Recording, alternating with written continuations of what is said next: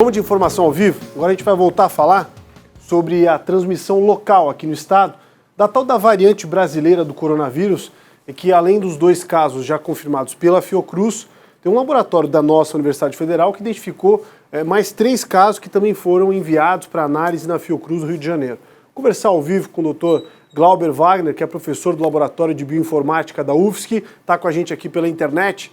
Professor, muito obrigado por estar com a gente. Explicar um pouquinho mais essa história. Existe muita informação truncada no meio dessas informações que vêm à tona. Elas são mutações, aí são modificações genéticas de um vírus que se adapta ao meio, enfim. Explica um pouquinho para a gente. Boa tarde. Bom, boa tarde a todos. Obrigado pela oportunidade aqui de conversar mais uma vez com vocês da NDTV. Essas linhagens, né, elas surgem ao longo de... desde o início da pandemia, o vírus vem se modificando, né, ele vem sofrendo mutações, que obviamente são mutações que fazem eles muitas vezes a terem o que a gente chama de um fitness, ele melhorar um pouquinho essa capacidade de infecção, a capacidade de transmissão, né. Essas mutações, né, um conjunto de mutações, pode fazer com que um vírus adquira o que a gente chama de uma linhagem nova, ou seja, ele modifica um pouquinho daquilo que estava anteriormente. Isso acontece em vários lugares do mundo, tá? Não é uma coisa que acontece exclusivamente aqui no Brasil, ou exclusivamente no Reino Unido, ou exclusivamente na África do Sul, ou em outros lugares como das principais variantes hoje que a gente tem preocupação no mundo inteiro, né?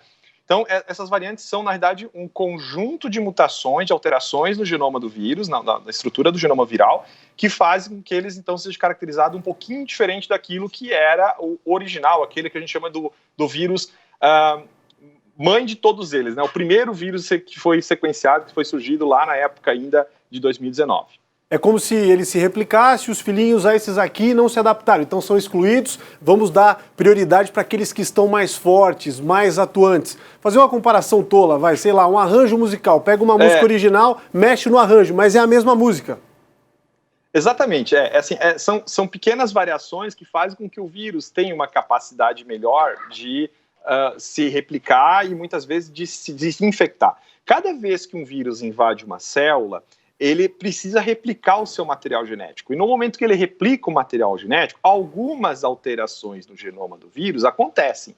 Nem todas essas alterações acarretam em mudança muito significativa para o vírus, né? Então ele se mantém como mesmo a capacidade do vírus mãe dele, né? Mas algumas dessas modificações acarretam em um ganho de adaptação do vírus para diferentes condições, né? Nesse caso aqui, de escape do sistema imunológico, ou maior capacidade de infecção, ou maior capacidade de transmissão. Então, várias características que o vírus pode adquirir em relação a essas mutações. Mas, de novo, ressalto, nem todas as mutações que ocorrem no vírus geram essa capacidade. Geralmente é um acúmulo de mutações que vai acontecendo ao longo do tempo que faz com que esse vírus adquira essa nova capacidade. Professor... Então, tentando fazer essa conexão que você fez com um arranjo musical, é mais ou menos isso, né?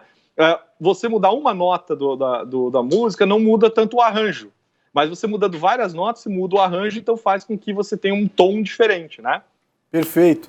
Mais uma perguntinha só para não tomar muito tempo do senhor aí. A pergunta que não quer calar, né? Essas mutações todas interferem na eficiência das vacinas? Não interferem? Muita gente tem perguntado isso, né? Bom, isso é uma preocupação desde o primeiro momento que surgem as variantes, sempre foi essa preocupação. Então não é uma preocupação a partir do momento que criaram as vacinas, é uma preocupação que vai existir, ela vai continuar existindo, até porque novas variantes vão surgir. Quanto mais replicação viral, quanto mais gente infectada, maior é a chance de ter mutações do vírus e ele se adaptar melhor a isso. Então, não paramos aqui no processo evolutivo do vírus. Isso é uma coisa muito importante de entender. E isso pode, sim, gerar a capacidade do vírus escapar um pouco do sistema imunológico, certo? Então, assim, por exemplo, já tem algumas vacinas que foi visto que aquela variante da África do Sul, algumas vacinas, se eu não me engano, a vacina de Oxford, ela já não tem tanta eficácia quanto aquela variante da África do Sul, quanto as demais variantes. Então, as variantes podem fazer essas modificações, esses escapes.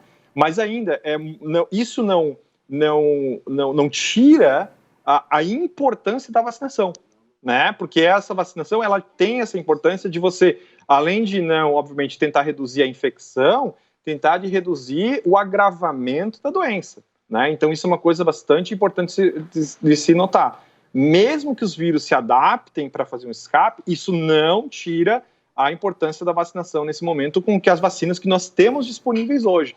Possivelmente mais para frente, ao longo da pandemia, essas vacinas vão ser levemente modificadas para as variantes que estão circulando naquele momento e assim nós vamos ter novos processos de vacinação com as variantes que estão circulando predominantemente na população.